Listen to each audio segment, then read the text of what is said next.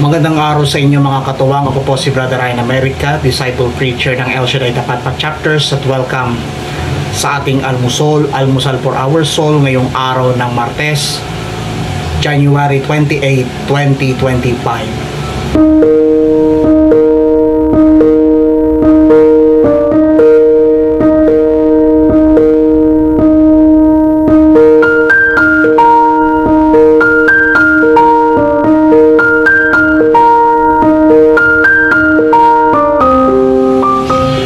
Ang mabuting balita ay Mark 3:31 to 35. Sabi ng Ebanghelyo, noon maraming taong nakaupo sa palibot ni Jesus at may nagsabi sa kanya, "Nariyan po sa labas ang iyong ina at mga kapatid.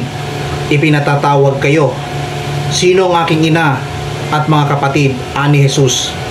Tumingin siya sa mga nakaupo sa palibot niya at nagwika, "Ito ang aking ina at mga kapatid.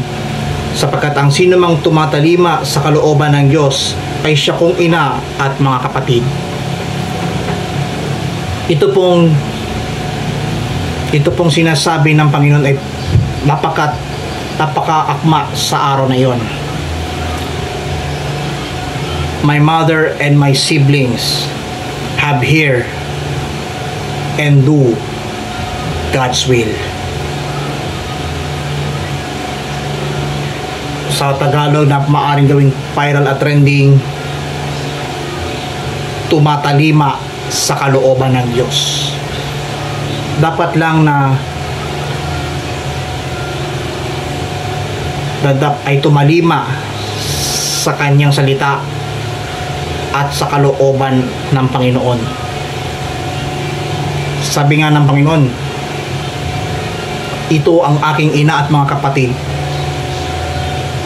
sapagkat ang sinong tumatalima sa kalooban ng Diyos, ang siya ko ding ina at mga kapatid." Remember, tayo po ay katulad ng binanggit ng Panginoon. Tayo ang tinutukoy ng mga kapatid niya. At lahat ay kanyang ina at kanyang mga kapatid.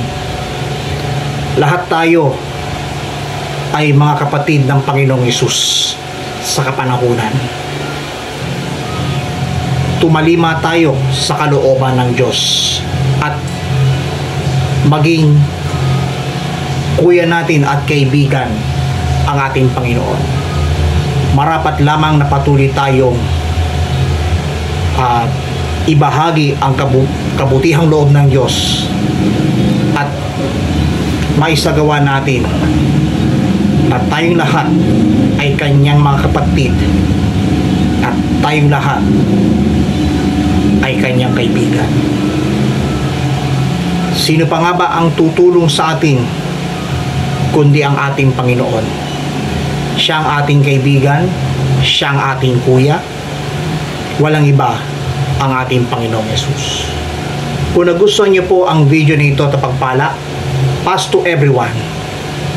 Punuin sa social media ang mabuting balita at gawing viral, trending, fresh at hot topic Lunes hanggang Linggo ang mabuting balita. Dito lamang po sa Almusal for Our Soul. Magandang araw po ang bati ko po sa inyong lahat.